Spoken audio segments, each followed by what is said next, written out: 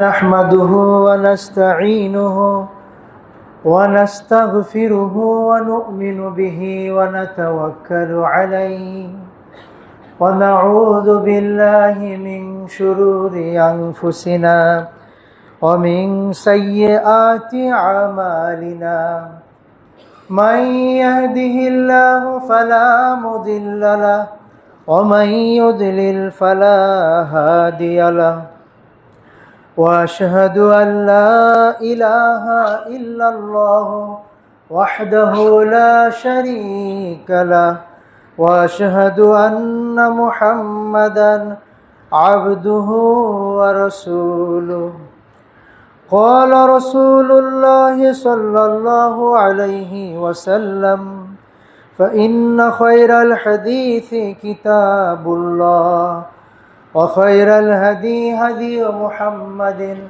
صلى الله عليه وسلم وشر الأمور محدثتها وكل محدثة بدعة وكل بدعة ضلالة وكل ضلالة في النار أما بعد قال الله تعالى في القرآن المجيد أعوذ بالله من الشيطان الرجيم بسم الله الرحمن الرحيم قاف والقرآن المجيد بل عجبوا أن جاءهم منذر منهم فقال الكافرون هذا شيء عجيب أإذا متنا وكنا ترابا ذلك رجع بعيد قد علمنا ما تنقص الأرض منهم وعندنا كتاب حفيظ بل كذبوا بالحق لما جاءهم فهم في أمر مريج أفلم ينظروا إلى السماء فوقهم كيف بنيناها وزيناها وما لها من فروج والأرض مددناها وألقينا فيها رواسي وأنبتنا فيها من كل زوج بهيج تبصرة وذكرى لكل عبد منيب আলহামদুলিল্লাহ সব প্রশংসা শুধু আল্লাহর জন্য সেই আল্লাহকেই সন্তুষ্ট করার জন্য আমরা সবাই বলি আলহামদুলিল্লাহ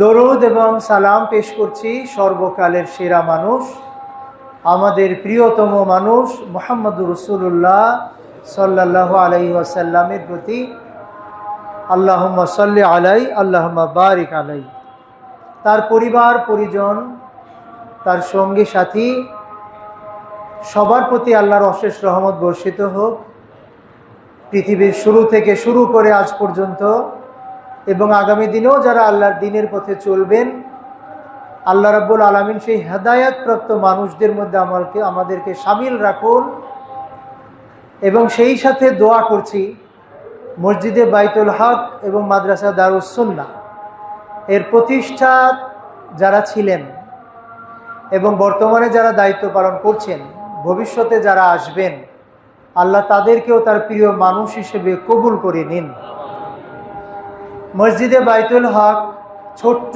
সেই জায়গাটা মাশাআল্লাহ আজকে বড় হয়েছে এবং এটাকে আরো সুন্দর করবার জন্য বাংলাদেশ জমিয়ত আহলে হাদিসের জনশক্তি বিভাগীয় সেক্রেটারি এবং চাঁদপুর জেলা জমিয়ত আহলে হাদিসের সভাপতি আলহাজ নূর হোসেন তালুকদার সাহেব নিয়ত করেছেন এই মসজিদটাকে সম্প্রসারিত করবার, তিনি অসুস্থ আছেন, আপনারা জানেন, স্ট্রোক করেছেন হালকা। আমরা দোয়া করি আল্লাহ তাকে পূর্ণ সুস্থতা দান করুন এবং তার নিয়তটা পূরণ করার তৌফিক দান করুন। আমরাও যারা ছোটো ছোটো দান খয়রাত করি, এই মসজিদে 1 টাকা 2 টাকা থেকে শুরু করে বা মুসল্লি হয়ে মসজিদকে যারা আবাদ করে যাচ্ছি, আল্লাহ আমাদের সবাইকে উত্তম পুরস্কারে ভূষিত করুন, আমিন। সম্মানিত উপস্থিতি, আমরা প্রত্যেকটা বিবাহের খুতবা আসলে আমরা একটা আয়াত পড়ি বা আমরা খুতবা শুনে থাকি, সূরা নিসার প্রথম আয়াতটা। আল্লাহ যেখানে বলছেন, আউযু বিল্লাহি মিনাশ শাইতানির রাজিম, ইয়া আইয়ুহান নাসু তাকু রাব্বাকুমুল্লাযী খলাকাকুম। হে মানুষেরা, নাস মানে মানুষ, ইত্তাকু রাব্বাকুম, তোমাদের রবকে তাকওয়া করো। বাংলায় আমরা বলি আল্লাহকে ভয় করো, কিন্তু ভয় শব্দ দিয়া পুরো অর্থ আমরা প্রকাশ করতে পারি না। তাকওয়া শব্দের অর্থ তাফসিরে অনেক লেখা আছে। মোটা কথা বলা যায় যে আল্লাহ যা আদেশ করেছেন তা মেনে চলা, আর যা নিষেধ করেছেন তা থেকে দূরে থাকা। আল্লাহকেই ভালোবাসা, আল্লাহ যাকে ভালোবাসতে বলেছেন বা তার রাসূলকে ভালোবাসতে বলেছেন, এর মধ্যেই থাকা। এই কাজে তাকওয়া শব্দের অর্থ বাংলা ভাষায় এরকম অর্থ বলার মতো শব্দ নাই। তো আল্লাহ আমাদের বলছেন যে ইত্তাকু রব্বাকুম, তোমাদের যিনি রব, যিনি তোমাদের সৃষ্টি করেছেন, লালন পালন করেন, যা দরকার সব কিছুই যিনি দেন, সেই আল্লাহকে তোমরা তাকওয়া করো। তিনি খালাকাকুম, যিনি তোমাদের সৃষ্টি করেছেন। সৃষ্টি কথাটা খুব একটা হালকাভাবে নেওয়ার সুযোগ নেই। চিন্তা করে দেখুন, আপনি পৃথিবীতে ছিলামই না, আমাদের কোনো নামগন্ধই ছিল না, কিন্তু যিনি আমাদের অস্তিত্বে আনলেন, আমাদের অনেকে বিখ্যাত হয়ে গেলাম, এই কাজটা তো সেই মহান আল্লাহ রাব্বুল আলামিন করেছেন। কাজে আমি ছিলাম নাই, কিচ্ছু না, নাথিং, কিন্তু তিনি আমাকে এখানে এনেছেন এবং চলাচলের বসবাসের তৌফিক দিয়েছেন। তিনি বলেছেন মিন নাফসি ওয়াহিদা, তোমাদের এক ব্যক্তি থেকেই তৈরি করা হয়েছে, একটা সোল, একটা আত্মা থেকেই তৈরি করা হয়েছে। আমরা জানি বাবা আদম থেকে তৈরি করা হয়েছে। ওয়া খালাকা মিনহা যাওজাহা ওয়া বাসসা মিনহুমা রিজালান কাসীরা ওয়া নিসা। এরপরে তার থেকেই তার স্ত্রীকে, জীবন সঙ্গীকে তৈরি করেছেন। সেখান থেকে, ওই সংসার থেকে, তাদের দাম্পত্য জীবন থেকে অগণিত নারী পুরুষ পৃথিবীতে ছড়িয়ে দিয়েছেন। ওয়াত্তাকুল্লাহ, সে আল্লাহকে আবারও স্মরণ করিয়ে দেওয়া হচ্ছে যে এই আল্লাহকে তাকওয়া করো। আল্লাযী তাসাআলুনা বিহি ওয়াল আরহাম, যে আল্লাহ অধিকার দিয়েছেন বলে তার নামে তোমরা একজন আরেকজনের কাছে অধিকার দাবি করো। সম্পত্তির অধিকার, মানবিক অধিকার, লালন পালনের অধিকার, ভরণ পোষণের অধিকার, কত অধিকার। সেই আল্লাহ অধিকারটা বলেছেন বলে আমরা তার নামে দাবি করি। ওয়াল আরহাম, আর আরহাম আত্মীয় স্বজন, রেহেম মায়ের পেটে যেখানে আমরা থাকি, ওখানে থাকার কারণে আমাদের সম্পর্ক তৈরি হয় ভাই বোনের, এবং এভাবে ছড়িয়ে পড়ে আত্মার আত্মীয়রা এবং আত্মীয় স্বজন তৈরি হয়। আল্লাহ বলছেন তাদের অধিকার সম্পর্কে সবাই সতর্ক থাকো, তাদের অধিকারের ব্যাপারে। ওয়াত্তাকুল্লাহাল্লাযী তাসাআলুনা বিহি ওয়াল আরহাম ইন্নাল্লাহা কানা আলাইকুম রাকিবা। এটা আমাদের জন্য একটা ওয়ার্নিং যে মনে রেখো, নিশ্চয়ই আল্লাহ তোমাদের উপর পর্যবেক্ষক, যা কিছুই করো না কেন সব কিছুই তিনি দেখছেন। কোনটা হক আদায় হচ্ছে আর কোনটা হক নষ্ট হচ্ছে সবই দেখছেন। এই ফ্যামিলি থেকেই আমরা পৃথিবীতে ছড়িয়ে পড়েছি এবং আমরা এটাও জানি যে আমরা প্রায়ই আরও কিছু ওয়াজ নসিহত শুনি, যেখানে আমাদের আলেমুলামারা কোরআনের আয়াত তুলে দিয়ে বলেন যে কু আনফুসাকুম ওয়া আহলিকুম নারা, তোমরা নিজেদের বাঁচাও আর তোমাদের আহল বা ফ্যামিলিদেরকে বাঁচাও। আগে তো তৈরি হলো ফ্যামিলি, এরপর ফ্যামিলি ছড়িয়ে পড়লাম আমরা। এখন আল্লাহ নির্দেশ দিচ্ছেন যে জাহান্নামের আগুন থেকে আমরা যেন নিজেদেরকেও বাঁচাই আর আমাদের ফ্যামিলি, পরিবার পরিজনদেরকেও বাঁচাই। আবার রাসূলুল্লাহ সাল্লাল্লাহু আলাইহি ওয়াসাল্লাম আমাদের মনে করিয়ে দিয়েছেন যে আমাদের এই জীবন তো একদিন শেষ হবে। সেটা কারো জীবন শেষ হয় মায়ের গর্ভ থেকেই, মৃত বাচ্চা পৃথিবীতে আসে। মা বাবা হয়তো অনেক কিছু নিয়ে ওয়েট করছে, স্বর্ণের চেন বানিয়ে রেখেছে মেয়ে হবে বলে, ছেলের জন্য আরও অনেক প্রিপারেশন নিয়ে রেখেছে, কিন্তু দেখা যায় বাচ্চাটা মৃত পৃথিবীতে আসে। এমনও হয় বাচ্চা জন্মের সময়েই মারা যায়, এমনই হয় কিছুদিন পরে সিসিইউ আইসিইউতে মারা যায়। আবার এমনও হয় বাচ্চাটা হাঁটা চলা করে, সুন্দর লাগে খুব, আধো আধো কথা বলে, তখনও মারা যায়। এইভাবে দেখা যায় জীবনের এমন কোনো পর্যায়ে নাই যে মানুষের মৃত্যু হয় না। এই জন্য নির্দিষ্ট করে বলাই যায় না যে কে কখন মারা যাবে। কিন্তু জীবন মৃত্যুর এই যে টাইম, এই যে পিরিয়ড, এই যে শিডিউলটা দেওয়া আছে, স্কেডিউলটা, সেটা সূরা মুলক পড়লেও আমরা পাই, যেখানে আল্লাহ বলছেন যে এই মৃত্যু আর এই জীবন কেন দেওয়া হয়েছে, লিয়াবলুয়াকুম, যেন তিনি তোমাদের পরীক্ষা করে দেখেন। আল্লাহ তো সবই জানেন আমরা কি করব না করব, কিন্তু পরীক্ষা তো একটা থাকাই উচিত। শিক্ষকও তো বুঝেন যে কোন ছাত্রটা ভালো আর মন্দ, কিন্তু পরীক্ষা পদ্ধতি তো আমরা অস্বীকার করি না।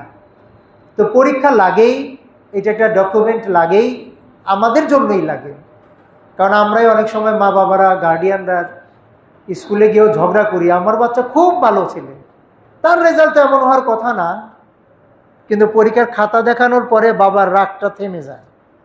আমরাও মানুষ তো এমন যে আল্লাহ যদি আমাদের জিজ্ঞেসও করেন, বান্দা তুমি এটা করেছো কেন, আমরা এমন ভালো মানুষ, আমরা বলবো না আমি করিনি, আমরা অস্বীকার করে বসি। বাড়িতেও আমরা কোনো অপরাধ করলে যদি জিজ্ঞেস করে এটা করেছো কেন, খুব সুন্দর করে অস্বীকার করে বসি, না আমি এটা করিনি, অমুক করেছে। তো এই যে আল্লাহ ডকুমেন্টের ব্যবস্থা করেছেন জীবন এবং মৃত্যুর মাঝখানের সময়টা দিয়ে, এখানে প্রতিটা সেকেন্ডের কাজ আছে, সেই কাজগুলো রেকর্ডেড হয়ে থাকছে, এবং হাসরের ময়দানে সেই রেকর্ডটা যে কিভাবে প্রকাশ হবে আমলনামা আকারে, আমরাও অবাক হয়ে যাব। মুখ যতই তার সাফাই গাক না কেন, হাত আর পা বা অন্য অঙ্গগুলোকে যেন আদেশ দেওয়া হবে যে ওরাই বলুক, তখন কিন্তু আমাদের কিচ্ছুই করার থাকবে না। আজকে বিজ্ঞানের যুগে, এই সফট স্কিল বা সফট ইঞ্জিনিয়ারিংয়ের যুগে আমরা অনেক কিছুই রেকর্ড করি ছোট্ট চিপসের মাধ্যমে। আমার হাতে যে মোবাইল, এটাই কম কিসে। কিন্তু নাস্তিকরা কেন নাস্তিক হয় এটা আমি বুঝি না। কারণ চোখের সামনে মানুষই যদি এত কিছু করতে পারে, যে মানুষকে যিনি বানিয়েছেন তিনি তাহলে কি করতে পারেন, তারটা তো কল্পনাই করা যায় না। তার শক্তি, সামর্থ্য, হিকমত, বুদ্ধি কীরকম, তিনি আমাদের প্রতিটা মুহূর্ত কিভাবে রেকর্ড রাখতে পারেন। আমরা তো সিসি ক্যামেরা লাগাইও অনেক কিছু করি, তা আল্লাহ কি আমাদের জন্য কোনো সিসি ক্যামেরা রাখেন নাই? সেই আল্লাহ মনে করিয়ে দিচ্ছেন তার রাসূলের মাধ্যমে। কোরআনে তো বলেছেনই লিয়াবলুয়াকুম, তোমাদের পরীক্ষা করবার জন্য এগুলা, এই টাইমলাইনটা দেওয়া হয়েছে। কিন্তু হায়, আমরা কতই না বেখেয়াল, এর দিকে ভ্রুক্ষেপ নেই। এদিকে রাসূল সাল্লাল্লাহু আলাইহি সাল্লাম তিনিও মনে করিয়ে দিলেন, ইজা মাতাল ইনসান ইনকাতা আমালুহু আনহু আমালুহু ইল্লা মিন সালাসা। মানুষ তো মারা যাবেই, জীবিত থাকলে তো গুনাহ করার পরে নেকি করার সুযোগ থাকে, আস্তাগফিরুল্লাহ বলে মাপ চাওয়ার সুযোগ থাকে, আর ভালো কাজগুলো, মন্দ কাজগুলো মুছে দিতে পারে। গুনাহ করার পরে সালাত আদায় করে আল্লাহর কাছে মাপ চাইলে সেটা মুছে যায়, ডিলিট হয়ে যায়। কিন্তু মারা যাবার পরে কি অবস্থা হবে? তখন তো এই মুছামুছির কোনো সুযোগই থাকবে না। তখন আমরা কি করব? এরপরও তিনি রাসূল সাল্লাল্লাহু আলাইহি ওয়াসাল্লামের মাধ্যমে জানিয়ে দিয়েছেন যে সে সময়ও তিনটা কাজের সওয়াবের ধারা অব্যাহত থাকবে যদি আমরা সেগুলো করি। একটা হলো ইল্লা মিন সাদাকাতিন জারিয়া, প্রবাহমান যত সাদাকা আছে, অনেক আছে সেগুলো। আপনি একটা ছেলেকে আলেম বানালেন, নিজের ছেলে না হোক, সে কত ওয়াজ নসিহত করবে, আমল করবে, মসজিদ বানিয়ে দিলেন, মাদ্রাসা বানিয়ে দিলেন, রাস্তাঘাট বানিয়ে দিলেন। কত এরকম কাজ আছে যেটা দীর্ঘদিন অব্যাহত থাকে, যেটাকে বাংলায় আমরা বলি টেকসই সাদাকা। আমাদের সরকার যেমন বলে টেকসই উন্নয়ন, তো সবেরও টেকসই পদ্ধতি আছে যেটা যুগ যুগ ধরে চলতে থাকে। আপনি ছাত্র তৈরি করলেন, সে আবার ছাত্র তৈরি করবে, সে আবার ছাত্র তৈরি করবে। আল্লামা নজির হোসেন দেহলভী রাহিমাহুল্লাহ উপমহাদেশের শ্রেষ্ঠ একজন আলেম ছিলেন। তিনি যে ছাত্র তৈরি করেছেন তা শুধু ভারতে না, ভারত, বাংলাদেশ, এমনকি আরব জাহানেও আছে। তাদের ছাত্ররা এইভাবে কত ছাত্র তৈরি করছে। তো আমরাও এরকম সাদাকায়ে জারিয়ার পথ উন্মুক্ত করতে পারি। আল্লাহ তৌফিক দান করুন।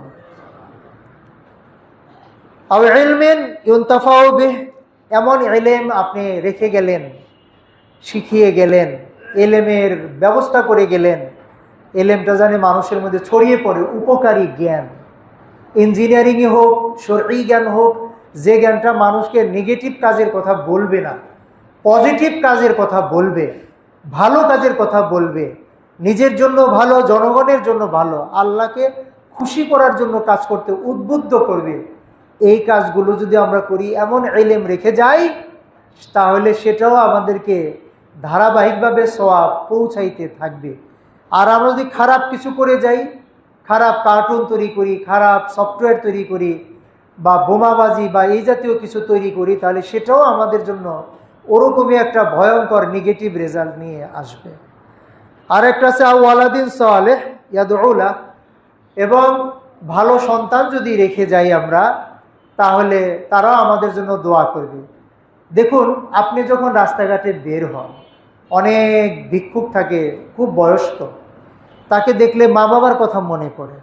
তাকে 2টা টাকা দিয়ে বা 10টা টাকা দিয়ে দেওয়ার সময় অটোমেটিক মনের মধ্যে চলে আসবে, রব্বির হাম্মা কামা রব্বাইয়ানি সগীরা। কিন্তু ওয়ালাদটা যদি সে ভালো না হয়, সন্তান যদি ভালো না হয়, সে তো আপনার লাশটা গ্যারেজে রেখেই সম্পত্তি ভাগাভাগি শুরু করবে, কার ভাগে কতটুকু পড়লো, সম্পদ নিয়ে মারামারি করবে। এইটা কেন? এই জন্য সম্পদ বাড়ানোর চাইতে মানব সম্পদ বাড়ানোর দরকার। নিজের সন্তানকে গড়ে তোলা, নিজের সন্তান বড় হয়ে গেলে তার জন্য দোয়া করে হেদায়েত কামনা করা। নিজের সন্তান যদি এরকম অবস্থায় নাই থাকে, এই যে কত ছাত্র, এই যে মাদ্রাসা, এরকম আরও কত আছে, তাদেরকে এরকম নিজের দায়িত্বে নিয়ে যাওয়া। যেমন আমরা অনেক সময় বলি, মাদ্রাসার ছাত্ররা সব সময় আমরা যেরকম চাই সেরকম তো হয়ে ওঠে না। তো আমরা টাকা দিলাম, তাতেই শেষ দায়িত্ব? মাঝে মাঝে আসা দরকার না? 2-1 ছাত্রের সাথে বাবার স্নেহ নিয়ে একটু বসা দরকার না? যে বাবা তুমি কি করো, তোমার মা বাবা কি করে, তুমি কি অসুবিধায় আছো, তোমার আর কি প্রয়োজন আছে, এই দরদ যদি তাকে দেন, তাহলে তো পুরো শিক্ষা ব্যবস্থা একটা কেয়ারিং পাবে, আপনাদের কাছ থেকে একটা যত্ন পাবে। এই যত্নটা তাকে স্বপ্ন দেখাবে। আপনি বড় পদে চাকরি করেছেন, আপনি একটা ছাত্রের সাথে যদি 5 মিনিট কথা বলেন, তাকে যদি উৎসাহ উদ্দীপনা দেন, তাহলে সেও স্বপ্ন দেখবে আমি যেন আরো বড় হতে পারি। এভাবে কিন্তু সাদাকায়ে জারিয়া আমরা অনেক কিছু করতে পারি। সম্মানিত উপস্থিতি, পৃথিবীতে আমরা যে আসলাম সবাই জানি, আল্লাহ রাব্বুল আলামিন বলেছেন, ওয়াইজ ক্বালা রাব্বুকা লিল মালাইকাতি ইন্নী জাইলুন ফিল আরদি খলিফা। তার আইন কানুন, নিয়ম কানুন পৃথিবীতে আমরা যাতে পরিচালনা করি, নিজেরা মানি আর ফ্যামিলিকে মানাই। আবার রাসূলুল্লাহ সাল্লাল্লাহু আলাইহি ওয়াসাল্লামকে দিয়েও বলে দিলেন, কুল্লুকুম রাঈন ওয়া কুল্লুকুম মাসউলুন আন রাইয়াতিহি। সবাই তোমরা যে সবাই দায়িত্বশীল, কেউ দায়িত্ব মুক্ত না। বড় ভাই ছোট ভাইয়ের জন্য, বাবা মা ছেলে মেয়েদের জন্য, কমিশনার তার এলাকা মানুষের জন্য, এমপি সাহেবের তার কনস্টিটিউয়েন্সির জন্য, ওই রাষ্ট্রপ্রধান পুরা দেশের জন্য, কেউ মুক্ত না। কিন্তু সবাইকে তার দায়িত্ব সম্পর্কে জিজ্ঞেস করা হবে। কেন এই কথা? এই কথা এই কারণে, আমি তো কৃষক ফ্যামিলির মানুষ, যেহেতু বাড়ি ধামরাই, কৃষিক্ষেত্রে আগাছা কিন্তু এমনিই জন্ম নেয়, আর ফসল বলতে গেলে অনেক ঘাম ঝরাতে হয়। মানুষও ঠিক এরকমই, ভালো মানুষ সহজে হয়ে ওঠে না যদি তার পেছনে কারো মেহনত না থাকে। মার মেহনত থাক আর বাবার থাক আর উস্তাদের থাকতে হবে। আমি বিবেচনা করে অনেক সময় ভাবি যে আমাদেরকে কন্ট্রোলে রাখার জন্য 3টা সাইকেল আমার কাছে মনে পড়ে, 3টা চক্র আছে। প্রথম চক্রই হলো মা বাবা বা ফ্যামিলি। ফ্যামিলি যদি ছেলে মেয়েদেরকে আদব কায়দা ইসলাম শিখায়, এই যে আমরা বাংলাদেশ জমিয়তে আহলে হাদিস করি, এটা কেন করি বলছি যে দ্বিতীয় ধাপ হইল যে যদি আমাদের সঙ্গটা ভালো মানুষের সাথে হয়, চায়ের দোকানে আড্ডা না দিয়ে যদি মসজিদে আড্ডা দেওয়া হয়, মসজিদে যদি দার্সে বসে। কিন্তু এই কাজটা করার জন্য কিছু মানুষকে এগিয়ে যেতে হয়। এমনি এমনি চায়ের দোকান থেকে মসজিদে কেউ ঢুকবে না, এর মধ্যে কাউকে দাওয়াতি কাজ করতে হয়। বাংলাদেশ জমিয়ত হাদিস যে সংগঠন তৈরি হয়েছিল, এই সংগঠনের বিরাট বোঝা আমার মাথার উপরে চলে এসছে। সেক্রেটারি জেনারেল, বোঝাটা অনেক ভারী, আপনারা দোয়া করবেন যেন পালন করতে পারি। এই বোঝা বইতে গিয়ে দেখছি যে প্রত্যেকটা আহলুল হাদিস ফ্যামিলির কর্তা ব্যক্তিদের দায়িত্ব আছে। তারা ফ্যামিলি মিটিং করবে তাদের সন্তানদের ঠিক রাখার জন্যে। দ্বিতীয় ধাপ হইল যে আমরা যারা বাইরে চলাফেরা করি, স্কুল কলেজ হাট বাজার ব্যবসা বাণিজ্য, এখানে জমিয়ত আহলে হাদিসের যে কর্মসূচি আছে, দাওয়াতি কাজ করা, তাদেরকে নিয়ে মিটিংয়ে আসা, তাদের নিয়ে দার্সে আসা, হালাকায় আসা, কোরআন শেখানো, হাদিস পড়ানো, এই কাজগুলো যদি বাড়ির বাইরে আবার না চলে, শুধু ভেতরে করেও পুরোপুরি ফল নাও পাওয়া যেতে পারে। কারণ বাইরের সঙ্গটার মধ্যে আমরা বেশি থাকি, বেশি সময়টা বাড়ির বাইরেই আমরা কাটাই। এই সময় যদি এনভায়রনমেন্টটা ইসলামিক না হয় তাহলে হবে না। সর্বোচ্চ দাবল রাষ্ট্র, সরকার যদি অশ্লীলতা ছেড়ে দেয়, তাহলে আমরা এই দুইটা স্টেজের ঝগড়া করে লড়াই করেও পুরো সফল হতে পারবো না। এজন্য সরকারে যারা যায়, যারা এমপি হয়, কমিশনার হয়, মেয়র হয়, তারা আমাদেরই ভাই বেরাদর, তাদের পেছনে আমাদের দাওয়াতি কাজ করতে হবে। তারা যেন সংসদে গিয়ে এমন আইন না করে, যেমনটা শুনতে পাচ্ছি যে স্কুলগুলোতে নাচ গানের শিক্ষক দেওয়ার একটা কথা চলছে। এটা আমরা সুবহানে আহলে হাদিসের পক্ষ থেকে প্রতিবাদ করেছিলাম, দৃষ্টি আকর্ষণ করেছিলাম, এটা যেন না হয় ইন্টারিম গভর্নমেন্টের সময়ে। আবারও বলি যে আমাদের যার যেখানে আছে সরকারকে বোঝানো দরকার, যার যে আত্মীয় স্বজন আছে এমনটি যেন না করে, বরং 95% মুসলমানের দেশে প্রত্যেক জায়গায় প্রত্যেকটা ক্লাসে কোরআনের শিক্ষক রাখা দরকার। কোরআন দুনিয়ার কথা বলবে, আখিরাতের কথাও বলবে। এই নাচ গান আমাকে কি দেবে? কাজেই এই তিনটা সেক্টরে কাজ করবার জন্য আমাদের সবারই সচেষ্ট হওয়া দরকার। যদি আমরা আমাদের বাঁচাতে চাই, কু আনফুসাকুম ওয়া আহলিকুম নারা। এখন ছেলে মেয়েদের জন্য ফাউন্ডেশন যেটা আমরা দেব, ইলম। যারা মাদ্রাসায় পড়াই নাই, সুযোগ আছে মাদ্রাসায় ভর্তি করে দেন। আর যাদের এই সুযোগ নাই, তারা বাড়িতে এটার আয়োজন করেন। মাদ্রাসায় যারা পড়াইতে পারে তাদেরকে প্রাইভেট টিউটর রাখেন। গণিত, অঙ্ক বা ইংরেজির জন্য তো অনেক টাকা দিয়ে শিক্ষক রাখেন। তো এলএম শেখানোর জন্য বাসায় এরকম টিউটর রাখা দরকার। আমরা যদি আমাদের ফ্যামিলি টাই ভেঙে ফেলি, আমাদের ফ্যামিলিতে এত খারাপ সম্পর্ক যাচ্ছে, কত কিছু পত্রপত্রিকায় আসে, ছেলের সাথে বাবার, মেয়ের সাথে বাবার, স্বামী স্ত্রীর অভাব নাই। এগুলোর মেডিসিন শুধু এক জায়গায়, সেটা হলো দ্বীনি ইলম কার্যকরভাবে দেওয়া। শুধু সাধারণ ওয়াজ না, বাবার পক্ষ থেকে শাসন আসতে হবে, সমাজপতিদের কাছ থেকেও শাসন আসতে হবে, তাহলে টিকে থাকবে। শুধু সাদামাটা ওয়াজে সমাজের এই বন্ধন, পারিবারিক বন্ধন টিকবে না। আল্লাহ আমাদের এই দুরবস্থা থেকে ভালো অবস্থায় ফিরে আসার তৌফিক দান করুন। কোরআন এবং সুন্নায় আমরা যা পেয়েছি, আল্লাহ রাব্বুল আলামিন সেগুলোকে যথাযথভাবে আমল করার তৌফিক দান করুন। বারাকাল্লাহু লানা ওয়া লাকুম ফিল কোরআন। আস্তাগফিরুল্লাহ।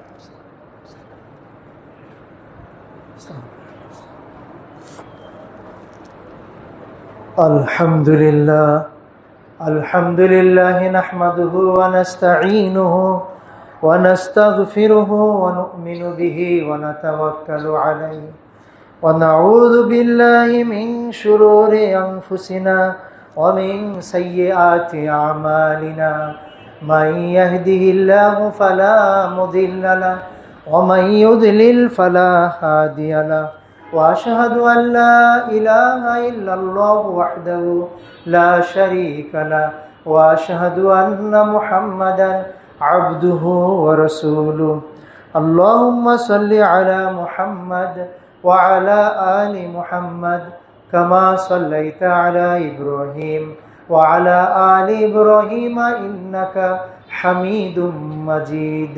اللهم بارك على محمد وعلى آل محمد كما باركت على إبراهيم وعلى آل إبراهيم إنك حميد مجيد.